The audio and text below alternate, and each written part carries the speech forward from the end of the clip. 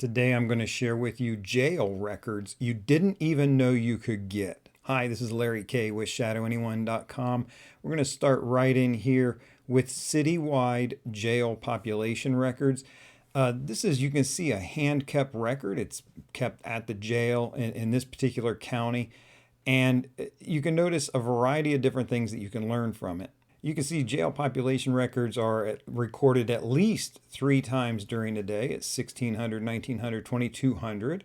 And to be honest with you, I suspect this is just that one shift. So I'm guessing 3 times per shift with 3 shifts per day. You can see how many are being held for court holding and how many are in what they call CPU. I'm thinking this is the central prisoner units. If we scroll down just a little bit here, we can see times at which suicidal and suspect watch detainees were observed. Enter the time, the initials of the person completing each check. You will notice all of these various checks. Notice no one's putting their initials in there. Doesn't bother me, but imagine for a moment you're working a case, maybe a wrongful death or something like that. This is just a clue or a hint that things aren't being done exactly right. And it's the type of thing that a clever attorney can bring up and show that maybe it's an indication of a lot more things not being done right. Let's scroll down just a little bit more. There we go, the general comments and critical incidents. Notice the cells closed. There's some, for some reason, that are closed off. And here's instructions for no phones and no visits per the sex crimes / arresting officers. Interesting.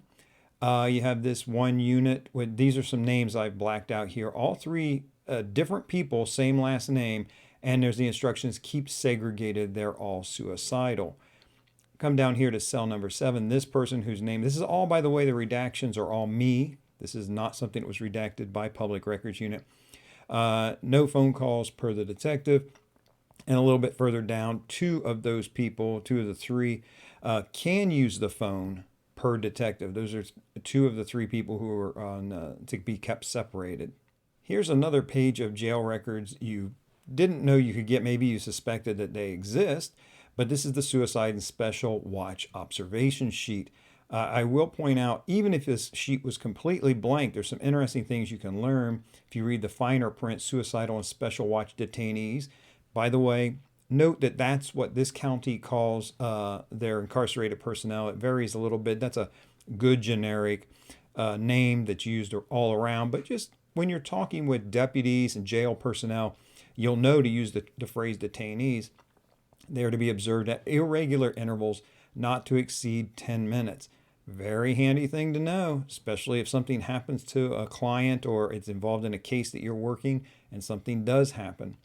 Here's a name of all the people for this particular shift who are on a special observation watch, their cell number, the reason that they're being watched. Most of these are for suicidal. However, there is at least one person that is an escape risk. I've got 2 more records I want to share with you. I'll show you. But the question is, how do you get access to these? This is OSINT, Open Source Intelligence, but it's a very specific, it's called public records. And I think you probably know that.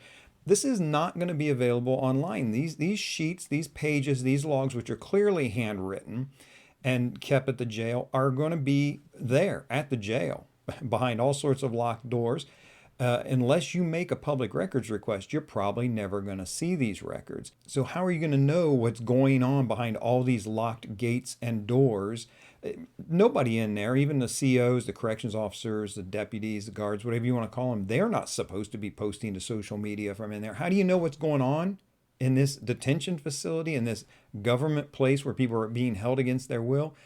You got to go to your public records skills. Please do. If you need these skills, you want to learn more about them, what's available, either my public records mini course or the Investigator's Ultimate Guide to Missing Persons and Fugitives. Both you can get to over at ShadowAnyone.com. You can learn a lot more about these types of records and how to get access to them. Here's a third type of jail record you may not know exists or even that you could get it, but take a look. Here it is, plain as day. It's the detainee movement and regular security checks. Very, very handy thing to know. If you've got a client, a defendant, you're working for a law firm and they're in lockup, You want to see where they've been moved. Maybe they're making accusations that they're being denied access to counsel, all sorts of things. But this can tell you. Now, also notice you can piece together who's around who's with who. There are also other records that can dig in more to who's sharing a cell. But if you take a look at this record, we can look at who the supervisor is on duty. We know this is second shift. We can look at specific times of who's being moved in and out, and total, which I believe is going to be our cell population count at the time. Let me scroll down a little bit more towards the bottom. You can see other elements on here that you might not have thought of. The specific corrections officer filling out this report is listed, the start time, the keys and the condition of the keys, the fact that they have them, that they haven't been lost for any period of time. You'd be surprised. Also, their feeding times, an indelicate way to put it, but that's where they're at now. And theoretically, they should be marking down temperatures and times. The dinner, which is just a little bit behind me, they've marked down the exact time, but not the temperature. A fourth jail record is really the blow-by-blow, the exact what's going on or what's being recorded is going on. This is where diligent corrections officers are going to be covering themselves, putting down details that they want to make sure are there. And there are also going to be details that they're just plain required to have. And this is a report that, as you see in the upper left, goes to the commissioner. So theoretically, the commissioner should be knowledgeable and looped in on what's going on here. So if you find something in these records that disturbs you or your client does, then there's this direct tie immediately to who it's being reported to. Let's scroll down just a little bit. This is a report for the overnight shift, 22:30, 10:30 p.m. to 7 o'clock in the morning. And you can see here's who reported for duty, including exact names, that the necessary equipment was available. There are no hospital assignments. There's a nurse on duty. There are some detainees mentioned by name here that are in custody alone and separated on a special watch. All the cell blocks are checked and appear secure. There's an exact population count of 58 males, 19 females. We can see they held a roll call. All officers were accounted for. There are 3 hires, whatever that particularly means, this shift, including a part-timer on duty for 5-day training. And so I suspect that, you don't really count this person. If there's a minimum requirement for watching a particular watch post or place in the jail, you're not going to count this trainee necessarily. Officers are informed of previous shift activities. And check this out. This is the kind of thing that could be gold. You don't know. Officers instructed on recent email from jail manager. So now you're going to think, oh, do I need to put in a public records request for that email? Personally, on a case I'm working, if this comes up, I'm making that request. But see how it's not sitting at a computer tapping away. You've got to do the work and dig, and you find little things like this. In the 4 pages I've shown you so far, there's at least one thing, that one sentence that seems so harmless that could be gold for you. It goes on with a little bit more information. The officers are given their assignment and released for duty at 23:25. The sergeant receives the paperwork. Then a little later, 14 males are escorted. By 1:06, there's no incidents reported. The nurse returns the duty keys, and on it goes.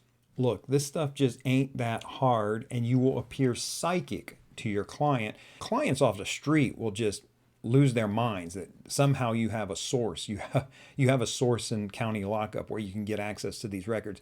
The law firms that you work for will understand much more clearly that what you're doing, and it's not rocket science, but they don't want to be doing it themselves.